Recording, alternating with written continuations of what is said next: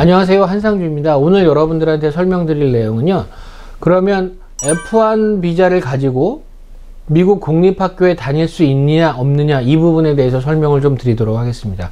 자, 지난 영상에서 저희가 F1 학생 비자에 대해서 좀 설명을 드렸는데요, F1 비자는 주로 대학이나 아니면 사립 고등학교, 사립 초등학교 등에서 외국에 있는 학생들을 미국 내에서 공부를 할 수 있게끔 하기 위해서 오는 게 F1 비자예요. 그래서 F1 비자를 가지고 미국 공립학교에 오겠다, 이거는 사실은 말이 안 돼요.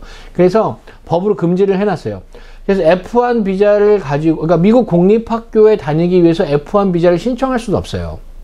그런데 예외 규정이 있어요. 예를 들어서 미국 내에 외교관 비자로 미국에 왔어요. 그래서 학교를 쭉 다녔는데 다시 본국에 돌아가야 되는 경우가 생겼단 말이에요. 그래서 그 부모님은 본국에 가는데 학생이 만약에 학교를 졸업하기 위해서 남겠다라고 하는 경우 12개월까지 공립학교에서 F1 신청을 할 수 있어요.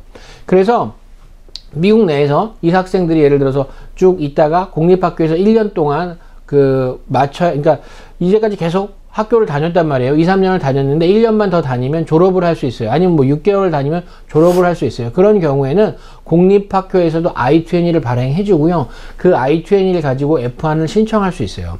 그래서 그런 예외적인 경우에만 공립학교를 다닐 수가 있어요. 그래서 그런 예외적인 경우에만 F1 학생 비자를 가지고 공립학교에 다닐 수 있다.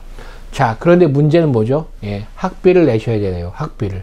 실질적으로 미국에 오시는 외교관이나 주재원이나 아니면 F1 학생의 그런 자녀들은 미국 내에 공립학교를 무상으로 다닐 수가 있어요. 실질적으로 미국의 법은 어떻게 되어 있냐면, 미국에서 학교에 가야 되는 연령층이 있잖아요. 그런 연령층들은 무조건 가서 공부를 하게끔 돼 있어요. 그래서 그런 연령층에 있는 사람이 학교에 가서 공부를 하지 않으면 그게 또 법의 위반이에요. 부모가 또 처벌을 받을 가능성이 있어요. 그렇기 때문에 항상 그런 연령에 있는 사람들은 공립학교에 가야 돼요. 그래서 미국에 불법 체류로 온 사람도 공립학교는 다녀야 돼요. 왜냐하면 그런 신분의 문제가 아니라 학교에 가는 게 문제니까 그렇죠. 그런데 이런 사람들이 예를 들어서 A1, A 비자나 무슨 L 비자나 그런 비자로 있던 분들이 그 자녀들이 공립학교를 다니다가 한국이나 이런 다니면 본인의 국가로 돌아가게 되는 경우에 있어서 한 몇 개월 정도, 그러니까 1년 이하의 기간에 더 다니면 학교를 졸업할 수 있다라고 하는 경우에는 아주 예외적으로 학비를 부담하고, 학비 부담 결코 작지 않아요. 굉장히 높은 금액을 부담을 하고, 그리고 나서 그러니까 그 학교에서 I-20를 받아서 F1으로 학교를 졸업할 수 있게끔 그런 기회를 줍니다. 그러면 그 학비는 어느 정도 되느냐?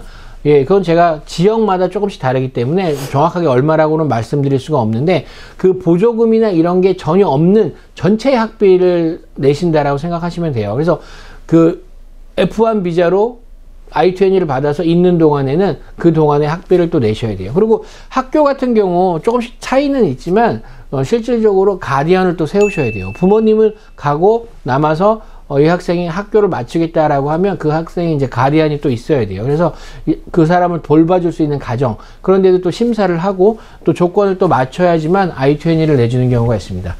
자, 오늘은 공립학교에서 F1 비자를 받아가지고 공부를 할 수 있는 그런 경우에 대해서 좀 살펴봤고요.